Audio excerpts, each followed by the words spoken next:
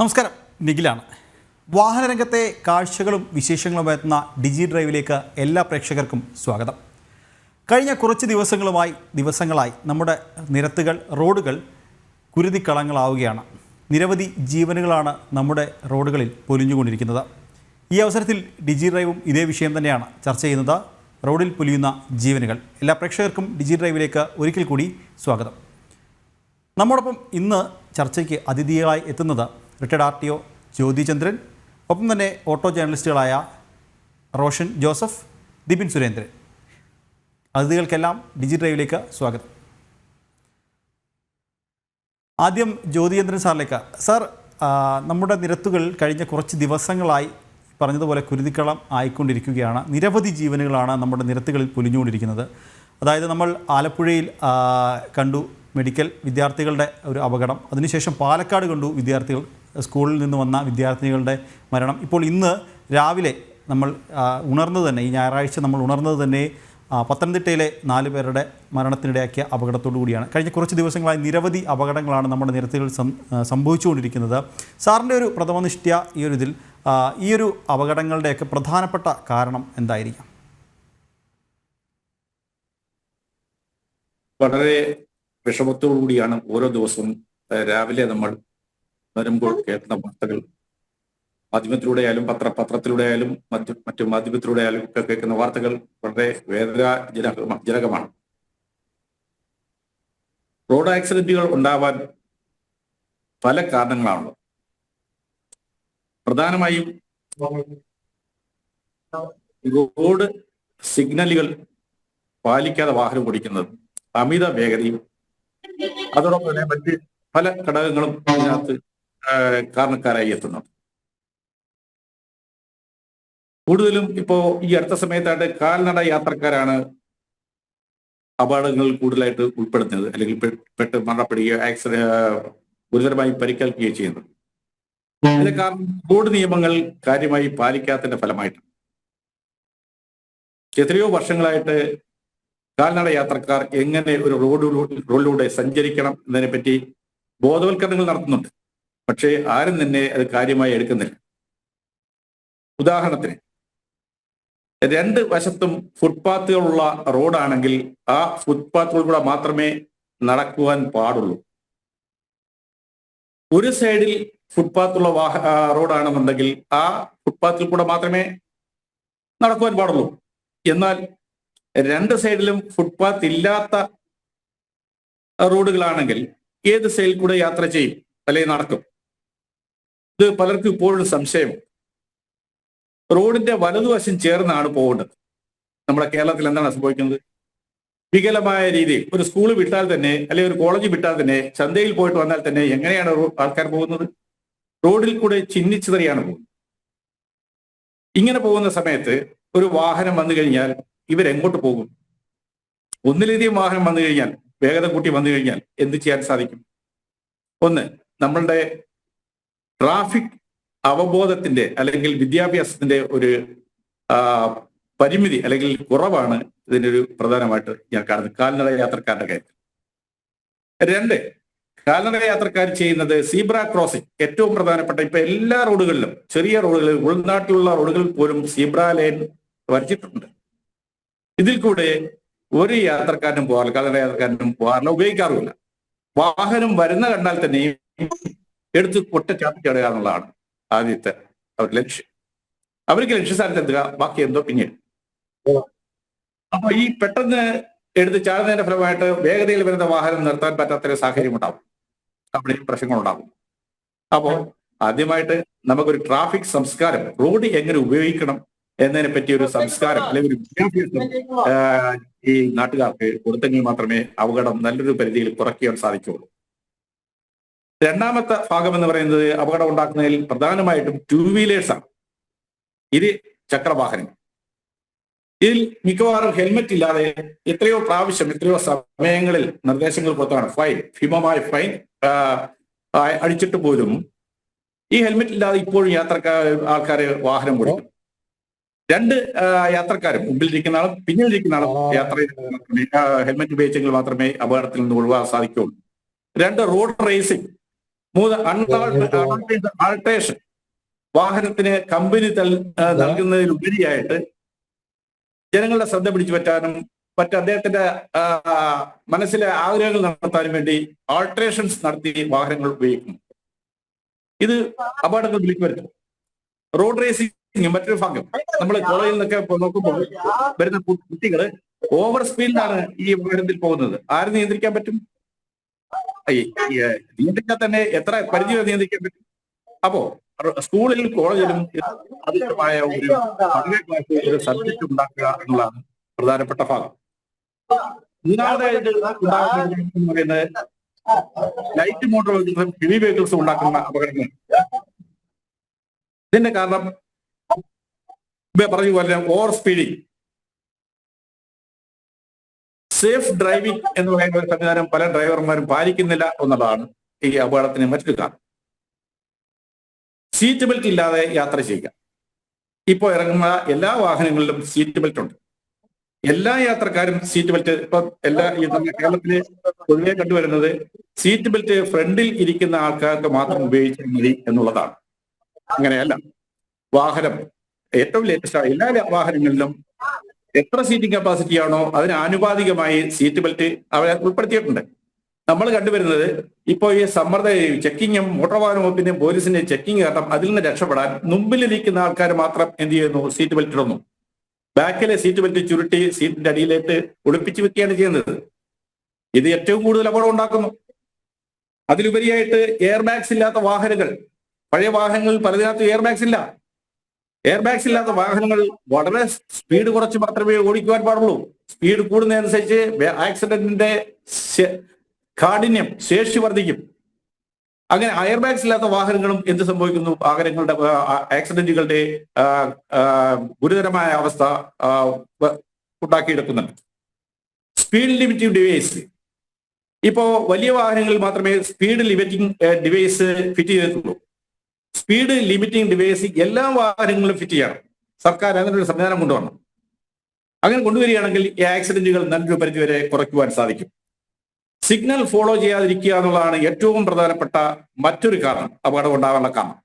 ഒരു വാഹനം വരുമ്പോൾ വാഹനത്തിനകത്ത് റെഡ് സിഗ്നൽ, അതുപോലെ തന്നെ overlapping, crossing, overtaking signals, yellow signals, cross signals, pedestrian signals, ഈ സിഗ്നൽസ് എല്ലാം ഉണ്ടെങ്കിൽ പോലും ഇവിടെ നമ്മൾ ഈ അടുത്ത സമയത്ത് കണ്ടതാണ്. ആരെങ്കിലും ഒരു സീബ്ര ലൈനിൽ ക്രോസ് ചെയ്യാൻ നിന്ന് കഴിഞ്ഞാൽ എത്ര ദൂരത്ത് നിന്ന് വരുന്ന വാഹനമായാലും അവിടെ കൊണ്ട് നിർത്തിയിരിക്കണം. അത് വിദേശ രാജ്യങ്ങളുടെ സംസ്കാരമാണ്. നമ്മൾ അങ്ങനെയല്ല. ഈ ആള് സീബ്ര ലൈനിന്റെ നടുക്ക് നിന്നാൽ പോലും ഇടിച്ചു തെറിപ്പിക്കുന്ന ഒരു സംവിധാനം നമ്മുടെ നാട്ടിലുണ്ട്. കടുത്ത ശിക്ഷ, ഇവിടെ ലൈസൻസ് കൊടുക്കാതിരിക്കുക, ഇങ്ങനെയുള്ള കടുത്ത ശിക്ഷകൾ കൊണ്ടുവരികയാണെങ്കിൽ ഇതിൽ നിന്ന് നല്ലൊരു പരിധിവരെ നമുക്ക് ഈ അപകടങ്ങൾ കുറയ്ക്കുവാൻ സാധിക്കും. ഓവർലോഡ്, പരിധിയിൽ കൂടുതൽ സാധനങ്ങളും ആൾക്കാരെയും കയറ്റി വാഹനം കൊണ്ടുപോകുന്നത് അപകടം വിളിച്ചു വരുന്ന മറ്റൊരു കാര്യമാണ്. അതിനെ നിയന്ത്രിക്കുക. അൺഫിറ്റ് വെഹിക്കിൾ, അതായത് യന്ത്രഭാഗങ്ങൾ കാര്യമായി പ്രവർത്തിക്കാത്ത വാഹനങ്ങൾ അപകടം ഉണ്ടാക്കി വെക്കും. ആൾക്കാരെ ലാഭം നോക്കിയതിനു ശേഷം ഇത് കുറച്ചുകൂടെ കഴിയട്ടെ, പിന്നീടാവട്ടെ എന്ന് പറയും, മാറ്റി മാറ്റി വെക്കും. അങ്ങനെ വെക്കുന്നതിന്റെ ഫലമായിട്ട് വാഹനം ഓടുമ്പോൾ യന്ത്രമാണ് എപ്പോഴാണ് നിൽക്കുന്നത് അറിയാൻ പറ്റില്ല. അൺഫിറ്റ് വാഹനങ്ങൾ ഉപയോഗിക്കുന്ന ഫലമായിട്ടും എന്ത് സംഭവിക്കുന്നു? റോഡ് അപകടങ്ങൾ ഉണ്ടാകുന്നു. ഹെവി വെഹിക്കിൾസ് ഉണ്ടാകുന്ന ഏറ്റവും പ്രധാനപ്പെട്ട, വിശേഷിച്ച് ലോഡ് ക്യാരിയിങ് വെഹിക്കിൾ ഉണ്ടാകുന്ന ഏറ്റവും കൂടുതൽ അപകടം ഉണ്ടാകാനുള്ള കാരണം എന്ന് പറയുന്നത് tired and long distance driving ആണ്, ഡ്രങ്കൺ ഡ്രൈവിംഗ് ആണ്. ഇവര് വളരെ ദൂരത്തിൽ ഒരു ഡ്രൈവർ ഓടിച്ചുകൊണ്ട് വരികയാണെങ്കിൽ, ലോഡ് കൊണ്ടുവരികയാണെങ്കിൽ അദ്ദേഹം ക്ഷീണിതനാവും, അദ്ദേഹത്തിന് റെസ്റ്റ് ഇല്ല. അദ്ദേഹം ഈ സമയത്തിന് എന്ത് ചെയ്യണം? വാഹനം കൊണ്ടെത്തിക്കണം സ്ഥലത്ത്, അല്ലെങ്കിൽ ലോഡ് കൊണ്ടെത്തിക്കണം. അങ്ങനെ വരുന്ന സമയത്ത് ഇതുണ്ടാവും, ആക്സിഡന്റ് ഉണ്ടാവും. ഇതിലുപരിയായിട്ട് പർപ്പസ്ഫുള്ളി ഇദ്ദേഹം എന്ത് ചെയ്യുന്നു? മദ്യം ഉപയോഗിച്ചുകൊണ്ട് വാഹനം ഓടിക്കുകയാണെങ്കിൽ അപകടം പറയാതെ തന്നെ ഓടിയെത്തും. കാര്യം ഇദ്ദേഹത്തിന് റോഡ് കൺട്രോൾ, വാഹനം കൺട്രോൾ ചെയ്യുമ്പോൾ റോഡിന്റെ സിഗ്നൽ കാണാനും വയ്യ. ഇല്ലീഗൽ പാർക്കിംഗ്, എത്രയോ പ്രാവശ്യം ഫൈനൊക്കെ ഇഷ്ടംപോലെ അടിക്കുന്നു, വളരെ കൂടുതൽ ഫൈൻ അടിക്കുന്നുണ്ട്. എന്നിട്ട് ഇതൊന്നും ആൾക്കാർ വകവെക്കുന്നില്ല എന്നുള്ളതാണ്. ഇല്ലീഗൽ പാർക്കിംഗ് ഉണ്ടാകുന്നതിന്റെ ഫലമായിട്ട് വളരെ കൂടുതൽ അപകടം ഉണ്ടാകുന്നു. റോങ് സൈഡ് പാർക്കിംഗ്, ബസ് ബേയിൽ പാർക്ക് ചെയ്യാതിരിക്കുക. ഇപ്പൊ നമ്മൾ കാണുന്നില്ലേ, ഒരു പ്രൈവറ്റ് ബസ് പോയി കഴിഞ്ഞാൽ വഴിയിൽ നിന്ന് ഒരു ആള് കൈ കാണിച്ചാൽ മതി, അവിടെ നിർത്തിയാണ്. ആ സ്പോട്ടിൽ നിർത്തുമ്പോൾ സംഭവിക്കുന്നത് തൊട്ടു പുറകെ വരുന്ന വാഹനം ഈ വണ്ടിയുടെ ബാക്കിൽ ഇരിക്കാൻ സാധ്യതയുണ്ട്. അങ്ങനെ പരമ്പരയായിട്ട് ഒന്നിലധികം വാഹനങ്ങൾ മൾട്ടിപ്പിൾ കൊളിഷൻ ഉണ്ടാവും. ഇതിനുള്ള സംവിധാനങ്ങൾ ഉണ്ടാവണം. ഫസ്റ്റ് ബേയിൽ നിർത്തുക, വാഹനത്തിന്റെ സ്പീഡ് ലിമിറ്റ് ചെയ്യുക, അതോടൊപ്പം തന്നെ ബോധവൽക്കരണം നടത്തുക. ശരി, ഇതിലൊക്കെ ഉപരിയായിട്ട് അപകടം ഉണ്ടാകാൻ മറ്റൊരു കാരണം പുവർ റോഡ് കണ്ടീഷനാണ്. ഇപ്പൊ കണ്ടില്ലേ പാലക്കാട് ഉണ്ടായത് റോഡിന്റെ കണ്ടീഷനാണ്. റോഡിന്റെ അവിടെ വളവില് ഈ പറയുന്ന രീതിയിലുള്ള വണ്ടി തിരിയാനോ അല്ലെങ്കിൽ ഓവർടേക്ക് ചെയ്യാനുള്ള സ്ഥലമില്ല. വലിയൊരു റോഡിൽ നിന്നും ഒരു ഇട റോഡിലേക്ക് കയറുമ്പോൾ ഈ ഡ്രൈവറുടെ മനസ്സൊന്ന് മാറി വരണം. അതിനുള്ള സമയം അവിടെ കിട്ടുന്നില്ല. അങ്ങനെ തുടങ്ങി പല കാര്യങ്ങളാണ് ഈ പറഞ്ഞ രീതിയിൽ റോഡ് അപകടം ഉണ്ടാകാനുള്ള കാരണം.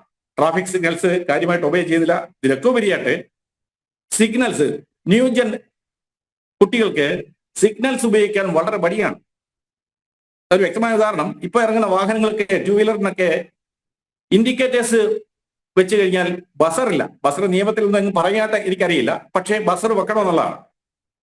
ഈ ബസറില്ലാത്തതിന്റെ ഫലമായിട്ട് വളരെ കൂടുതൽ അപകടങ്ങൾ ഉണ്ടാകുന്നുണ്ട്. അതായത് ഒരു കുട്ടി അല്ലെങ്കിൽ ഒരു പയ്യൻ ഒരു വീട്ടിൽ നിന്ന് അദ്ദേഹത്തിന് ഒരു 10-15 കിലോമീറ്റർ ദൂരം പോകണമെന്നുണ്ടെങ്കിൽ ഈ ഇൻഡിക്കേറ്റർ ഇട്ട് കഴിഞ്ഞാൽ പിന്നെ ഇൻഡിക്കേറ്റർ ഓഫ് ആക്കാറില്ല. ഒരു 15 വളവ് വളഞ്ഞാലും ഇൻഡിക്കേറ്റർ അതുപോലെ കിടക്കും. ബസറില്ലാത്തതിന്റെ ഫലമായിട്ട് വളരെ കൂടുതൽ അപകടം ഉണ്ടാകുന്നുണ്ട്. അതോടൊപ്പം തന്നെ വലിയ വാഹനങ്ങൾക്ക് ഇൻഡിക്കേറ്ററിന്റെ സംവിധാനങ്ങൾ, ഹോങ്കിങ് സംവിധാനങ്ങൾ, ഫോൺ അടിക്കാനുള്ള സംവിധാനങ്ങൾ, കുട്ടികൾ പുതിയ നിയോജിച്ച് ഫോൺ അടിക്കില്ല. അവർക്ക് ഓവർ സ്പീഡാണ്. പെട്ടെന്ന് നടന്നു പോകുന്ന ആൾക്കാരുടെ പുറവിൽ കൊണ്ടുവന്ന് ബ്രേക്ക് പിടിക്കുക. ഇതൊക്കെയാണ് അപകടങ്ങൾ ഉണ്ടാകാനുള്ള ഏറ്റവും പ്രധാനപ്പെട്ട കാരണം. ഈ ലോക്കലായിട്ട് നമ്മൾ കണ്ടുവരുന്ന കാര്യങ്ങൾ. പിന്നെ മറ്റ് ഒട്ടനവധി കാര്യങ്ങൾ. സാർ, താങ്കളിലേക്ക് മടങ്ങിയെത്താം. ഇപ്പോൾ ഓട്ടോ ജേർണലിസ്റ്റ് ആയിട്ടുള്ള റോഷൻ നമ്മുടെ ഒപ്പമുണ്ട്. റോഷൻ, ഈ അപകടങ്ങൾക്കൊക്കെ ഒരു പരിധി ഒരു കാരണം വാഹനങ്ങളുടെ പ്രോപ്പറായിട്ടുള്ള മെയിൻ്റനൻസ് ഇല്ലായ്മയാണ് എന്ന് പലപ്പോഴും കണ്ടെത്താറുണ്ട്. ഇപ്പോൾ തന്നെ ഈ കഴിഞ്ഞ ദിവസങ്ങളൊക്കെ അപകടത്തിൽപ്പെട്ട പല വാഹനങ്ങളും പരിശോധിക്കുമ്പോൾ അതിൽ പ്രോപ്പറായി ടയർ മാനേജ് ഉണ്ടാവില്ല, കൃത്യമായ ടയർ ഉണ്ടാവില്ല. അതുപോലെ തന്നെ അങ്ങനെ പല കാരണങ്ങൾ, വാഹനത്തിന് പ്രോപ്പറായിട്ടുള്ള മെയിൻ്റനൻസ് ഇല്ലാത്തത് ഇപ്പോഴത്തെ ഒരു അപകടങ്ങൾക്ക് പലതിനും ഒരു കാരണമാകുന്നുണ്ടല്ലേ? ഓക്കെ, ഇപ്പം പറഞ്ഞ പോലെ നമ്മുടെ വാഹനങ്ങളുടെ കണ്ടീഷൻ ആണ് ഒരു ഫാക്ടറെങ്കിൽ നമുക്ക് പല നിയമങ്ങളും ഉണ്ട് വാഹനങ്ങളുടെ കണ്ടീഷൻ നോക്കാനായിട്ട്. ഇപ്പം ടെസ്റ്റ് ഉണ്ട്. എല്ലാ വർഷവും തന്നെ ടെസ്റ്റ് ചെയ്യുന്ന വാഹനങ്ങളുണ്ട്. ടെസ്റ്റിംഗ് സമയത്ത് നമുക്ക് പല വാഹനങ്ങൾക്കും ടെസ്റ്റിംഗ് എവറി ഇയർ ടെസ്റ്റിംഗ് ഉണ്ട്. എസ്പെഷ്യലി കൊമേഴ്ഷ്യൽ വാഹനങ്ങളാണെങ്കിൽ ആ സമയത്ത് ആക്ച്വലി RTO അല്ലെങ്കിൽ നമ്മളുടെ ഗവൺമെന്റ് സമ്പ്രദായങ്ങൾക്കെല്ലാം ഇത് ടെസ്റ്റ് ചെയ്യാവുന്ന കാര്യങ്ങളാണ്. അവിടെ ഉണ്ടാകുന്ന കോംപ്രമൈസസ് ആണ് ഇപ്പം അങ്ങനെയുള്ള ഒരു കോംപ്രമൈസ് എല്ലാം നടക്കുന്നതും അങ്ങനെയുള്ള പ്രോബ്ലംസ് ഉണ്ടാവുന്നു. That is first thing. ഞാൻ എൻ്റെ അടുത്ത് ചോദിച്ചുകൊണ്ട് പറയാം. പക്ഷെ അതിലും എല്ലാം ഉപരി ഒരു ആക്സിഡന്റ് ഉണ്ടാകുക എന്നുള്ളത് ഒരു റെഗുലർ സാധനമാണ്. ആക്സിഡൻസ് ഉണ്ടാകുക എന്നുള്ളത് റോഡിൽ ഉണ്ടാകാതിരിക്കാം. ദാറ്റ് ഡിപ്പെൻഡ്സ് അപ്പോൺ നമ്മൾ ഓടിക്കുന്ന വാഹനം അല്ലെങ്കിൽ ഓടിക്കുന്ന ആളുകളുടെ ഒരു ഇതുപോലെ ഇരിക്കും. പക്ഷെ അവയർനെസ് ആണ് ഏറ്റവും ഇമ്പോർട്ടന്റ്. അവർക്ക് കൃത്യമായിട്ട് എത്ര സ്പീഡിൽ ഒരു റോഡിൽ ഓടിക്കണം, നമ്മുടെ എല്ലാ റോഡിലും എത്ര സ്പീഡ് വേണം എന്നുള്ളത് കൃത്യമായിട്ട് കൊടുത്തിട്ടുണ്ട്. പക്ഷെ ഇത് ചെക്ക് ചെയ്യാനുള്ള കാര്യങ്ങൾ എന്താണെന്നുള്ളത് നമ്മൾ എല്ലാവരും ചിന്തിക്കുന്നതാണ്. നമുക്ക് അവിടെ ഇവിടെ ഒരു ക്യാമറയുണ്ട്. ഇപ്പം ക്യാമറ ഫിക്സ് ചെയ്ത് കഴിഞ്ഞാൽ ഓടിക്കുന്ന ആളുകൾക്ക് കൃത്യമായിട്ട് അറിയാൻ പറ്റും എവിടെയാണ് ക്യാമറ എന്നുള്ളത്. ഒരു 90% ആളുകളും ആ ഒരു ക്യാമറയുടെ സ്ഥലത്ത് എത്തുമ്പോൾ സ്പീഡ് കുറച്ചു പോകുന്ന ഒരു കാര്യം നമ്മൾ എല്ലാ ആളുകളും കാണുന്നത് തന്നെയാണ്. അപ്പൊ അതിന് ക്യാമറയേക്കാൾ കൂടുതൽ ആളുകൾക്ക് ഒരു അവയർനെസ് കൊടുക്കുക, കൃത്യമായിട്ട് ഇത്ര സ്പീഡിലാണ് ഒരു റോഡിലൂടെ പോകാവുള്ളൂ എന്നുള്ളൊരു കാര്യം. അത് ഇടയ്ക്കിടയ്ക്ക് ഇപ്പം ഇന്റർസെപ്റ്റേഴ്സ് എല്ലാം ഉണ്ട്. ഇന്റർസെപ്റ്റേഴ്സ് സാധാരണ നിൽക്കുന്നത് എല്ലാം ഏതെങ്കിലും ഇറക്കമുള്ള സമയത്ത്. ബേസിക്കലി ഇന്റർസെപ്റ്റേഴ്സ് വരുന്നത് എങ്ങനെ ആളുകളുടെ കയ്യിൽ നിന്ന് നമുക്ക് അതിന്റെ ഫൈൻ മേടിക്കാം എന്നുള്ളൊരു ഒറ്റ ചിന്തയിൽ മാത്രമാണ് ഇന്റർസെപ്റ്റേഴ്സ് മിക്കവാറും എല്ലാം നമുക്ക് കാണാൻ പറ്റുന്നത്. അതിന് പകരം അത് റാൻഡം ആയിട്ടുള്ള സ്പേസിൽ ഇത് ചെക്കിങ് വന്നു കഴിഞ്ഞാൽ ആളുകളെല്ലാം അതിൻ്റെതായ സ്പീഡിലാണ് പോകുള്ളൂ. That is one major factor. അത് കഴിഞ്ഞാൽ പിന്നെ വരുന്നത് നമ്മുടെ റോഡ് കണ്ടീഷൻസ് ആണ്. ഇപ്പം സാർ പറഞ്ഞ പോലെ തന്നെ റോഡ് കണ്ടീഷൻസ് നന്നായേ പറ്റൂ. നമ്മളെല്ലാവരും ടാക്സ് അടയ്ക്കുന്ന ആളുകളാണ്. റോഡ് കണ്ടീഷൻസ് നന്നായാൽ തന്നെ ആളുകൾക്ക് പല ഇറിറ്റേഷൻ, നമ്മുടെ എല്ലാവരുടെയും ഡിസിപ്ലിൻ ആണ് പ്രശ്നം.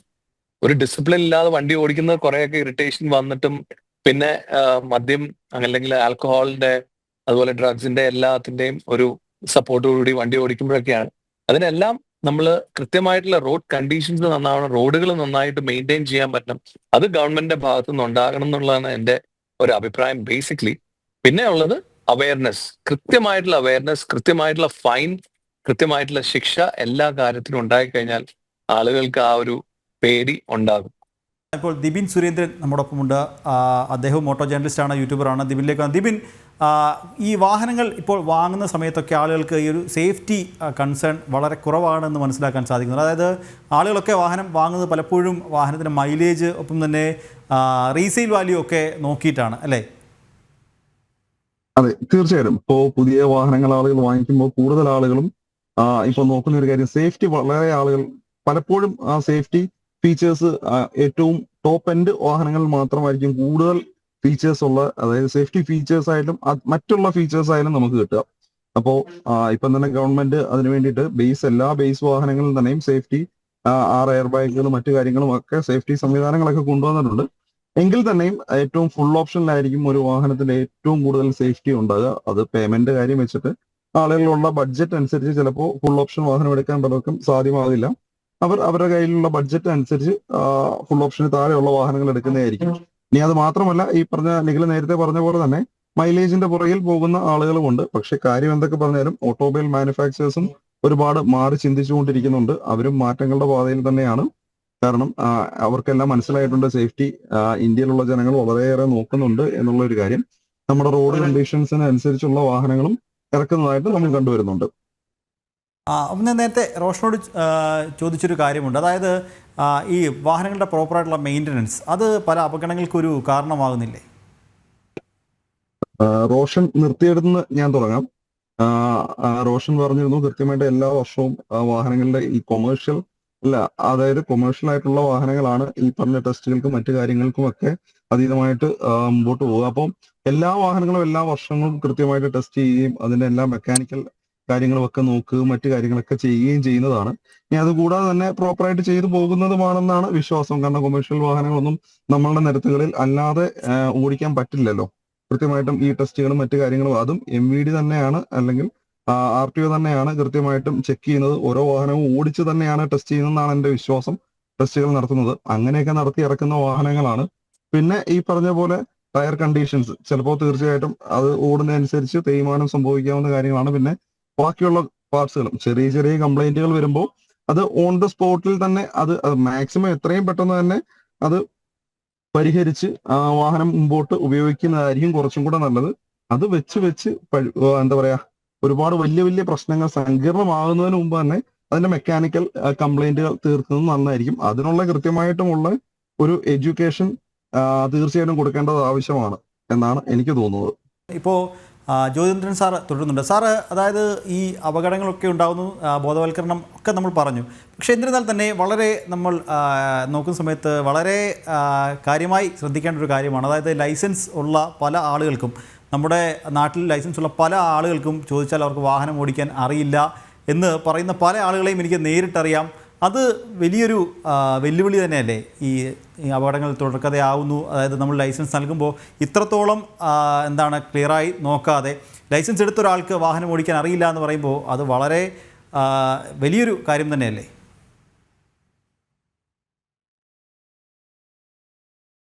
ലൈസൻസ് എടുക്കുന്ന ലൈസൻസിങ് സംവിധാനം വളരെ കാര്യമായിട്ടുള്ളതാണ്. അത് വളരെ വിപുലീകരിക്കാൻ വേണ്ടി കേന്ദ്ര സർക്കാർ നിയമങ്ങൾ ഇറക്കിയിട്ടുണ്ട്. അത് കേരളത്തിൽ ഇംപ്ലിമെന്റ് ചെയ്ത് കഴിഞ്ഞു. പുതിയ ബഹുമാനപ്പെട്ട ട്രാൻസ്പോർട്ട് കമ്മീഷൻ വന്നപ്പോൾ ട്രാൻസ്പോർട്ട് മിനിസ്റ്റർ, ഗതാഗത വകുപ്പ് മന്ത്രി ഗണേഷ് കുമാർ സാർ വന്ന സമയത്ത് തന്നെ അത് ഇംപ്ലിമെന്റ് ചെയ്യാനുള്ള നടപടികൾ സ്വീകരിച്ചു. പക്ഷേ കേരളത്തിലെ ചില സാങ്കേതിക പ്രശ്നങ്ങളും ആ സംവിധാനങ്ങൾ ഒരുക്കാനുള്ള താമസവും മാത്രമാണ് ഈ അത്യാധുനിക രീതിയിലുള്ള ലൈസൻസ് കൊടുക്കാനുള്ള താമസം വരുന്നത്. ഈ കേന്ദ്ര സർക്കാർ നിർദ്ദേശിച്ചപ്പോഴുള്ള ലൈസൻസ് കൊടുക്കുകയാണെങ്കിൽ ഇനി കേരളത്തിൽ അതിനുശേഷം കൊടുത്തു തുടങ്ങിയാൽ കേരളത്തിൽ വാഹനം ഓടിക്കാൻ അറിയാൻ വയ്യാത്ത ഒരു മനുഷ്യരും കാണില്ല. കാരണം അത്രത്തോളം കാര്യക്ഷമമായ രീതിയിലുള്ള ഡ്രൈവിംഗ് ടെസ്റ്റ് സംവിധാനങ്ങളാണ് അവിടെ വെച്ചിരിക്കുന്നത്. അപ്പൊ അതിനുള്ള സംവിധാനങ്ങൾ സംസ്ഥാന സർക്കാർ നടത്തി വരുന്നതേ ഉള്ളൂ. നടത്തി വന്നു കഴിഞ്ഞാൽ പണ്ട് നടന്ന സംഭവത്തെ പറ്റി നമുക്ക് പറയേണ്ട ആവശ്യമില്ല. പണ്ട് പല വിധത്തിൽ നടന്നിരുന്നു, ടെസ്റ്റ് നടന്നിരുന്നു. പാസ്സാകാൻ വേണ്ടി പല ഡ്രൈവിംഗ് സ്കൂളുകാരും അതുപോലെ പല ആൾക്കാരും അതിനകത്ത് എങ്ങനെയെങ്കിലും പാസ്സായി പോയാൽ മതി എന്നുള്ള സംവിധാനം പണ്ടുണ്ടായിരുന്നു. ഇനി അത് നടക്കില്ല. കാരണം ട്രാൻസ്പോർട്ട് കമ്മീഷനും ട്രാൻസ്പോർട്ട് മിനിസ്റ്ററും അതോടൊപ്പം തന്നെ ട്രാൻസ്പോർട്ട് ഡിപ്പാർട്ട്മെന്റും കാര്യക്ഷമമായ കുറ്റമറ്റതായ ഏറ്റവും വിലപ്പെട്ട ഇന്ത്യയിൽ ലോകത്തിൽ തന്നെ നമ്പർ 1 ലൈസൻസ് കൊടുക്കാൻ വേണ്ടിയുള്ള ശ്രമങ്ങൾ നടത്തിക്കൊണ്ടിരിക്കുകയാണ്. അത് താമസിയാതെ തന്നെ ഉണ്ടാവും എന്നാണ് അറിയാൻ സാധിക്കുന്നത്. പ്രാഥമിക നടപടികൾ ആരംഭിച്ച് വെഹിക്കിൾ ടെസ്റ്റിംഗ് സ്റ്റേഷനും അതോടൊപ്പം തന്നെ ഓട്ടോമേറ്റഡ് ഡ്രൈവിംഗ് ടെസ്റ്റിംഗ് സെന്റേഴ്സ്, ഈ ഡ്രൈവിംഗ് ലൈസൻസുമായിട്ട് ബന്ധപ്പെട്ട് വളരെ വിശാലമായ കാര്യങ്ങൾ നടത്തിക്കൊണ്ടിരിക്കുകയാണ്. വളരെ മോസ്റ്റ് മോഡേൺ സംവിധാനങ്ങൾ വഴി ഏറ്റവും നല്ല ലൈസൻസ് കൊടുക്കാനുള്ള ഒരു രീതിയിലോട്ടാണ് സംസ്ഥാനം കടന്നുകൊണ്ടിരിക്കുന്നത്. അത് ആ സംവിധാനം വരികയാണെങ്കിൽ ഈ പറഞ്ഞ രീതിയിൽ കുറ്റമറ്റ ലൈസൻസും വണ്ടി ഓടിക്കുന്ന ആൾക്കാർക്ക് മിക്കവാറും എല്ലാവിധത്തിലുള്ള അവയർനെസ്സും കിട്ടിയതിനു ശേഷം മാത്രമേ ലൈസൻസ് കൊടുക്കൂ എന്നുള്ളൊരു സാഹചര്യം ഉണ്ടാകും. ശരി ജ്യോതിന്ദ്രൻ സാർ, എന്തായാലും ഇത് തന്നെയാണ് നമ്മുടെ നിരത്തുകളിൽ തുടർന്നുകൊണ്ടിരിക്കുന്ന അപകടങ്ങൾ, ജീവനുകൾ പൊലിഞ്ഞുകൊണ്ടിരിക്കുകയാണ്. ഇതിനൊരു അറുതി വേണം. ഇതിന് നിരവധി കാരണങ്ങളുണ്ട്. ഈ പറഞ്ഞതുപോലെ റോഡിൻ്റെ പ്രശ്നമുണ്ട്, വാഹനം ശ്രദ്ധിക്കാതെ ഓടിക്കുമ്പോൾ ഡ്രൈവർമാർ ശ്രദ്ധിക്കാതിരിക്കുന്ന കുറേയധികം കാര്യങ്ങളുണ്ട്. റോഡിലെ നിയമങ്ങൾ കൃത്യമായി പാലിക്കാതിരിക്കുന്നുണ്ട്, വാഹനങ്ങളുടെ കാലപ്പഴക്കം ഒരു കാരണമാകുന്നുണ്ട്. അങ്ങനെ റോഡ് അപകടങ്ങൾക്ക് നിരവധി കാരണങ്ങൾ ഉണ്ട്. എന്നിരുന്നാൽ തന്നെയും ഇനിയൊരു റോഡ് അപകടം ഉണ്ടാവരുത് എന്നാണ് നമ്മളുടെ ആഗ്രഹം. നമ്മൾ അതിനുവേണ്ടിയാണ് നമ്മളുടെ ഓരോരുത്തരുടെയും പ്രതീക്ഷിക്കുന്നത്. അതുതന്നെയാണ് ഇനിയൊരു അപകടം റോഡിൽ ഉണ്ടാകരുത് എന്നുള്ളത് തന്നെയാണ്. എന്തായാലും ഡിജി ഡ്രൈവിൻ്റെ സമയം ഇവിടെ പൂർണ്ണമാവുകയാണ്. നമസ്തേ.